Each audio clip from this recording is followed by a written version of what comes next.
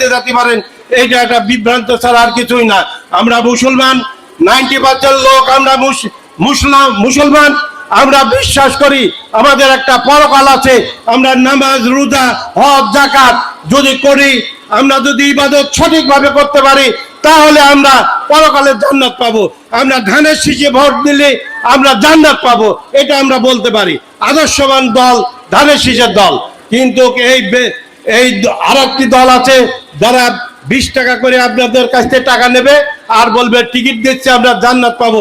ওই বিভ্রান্তের ভিতরে আপনারা পাওয়া যাবেন না। তাদের কিন্তু মহিলা সংগঠন আছে, মহিলা সংগঠনের যায় দিনের কথা আলোচনা করবে। দিনের কথা বলতে বলতে তারা বলবে যে আপনারা ওয়াদা করেন ধানের শীষে ভোট, দাঁড়িপাল্লায় ভোট দেবেন, জান্নাত পাবেন। এই বিভ্রান্তর কথায় যদি কোনো মহিলা চাই আপনাদের উপলব্ধি, আপনাদেরকে আশ্বস্ত করে, তাকে ধাক্কা দিয়ে বের করে দেবেন।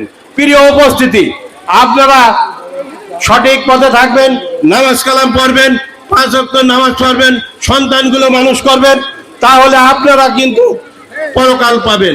আপনারা যদি ভালো কাজ করেন, অবশ্যই আল্লাহ একজন মহান রব্বুল আলামিন আছে, তিনি আমাদের পুরস্কার দেবেন।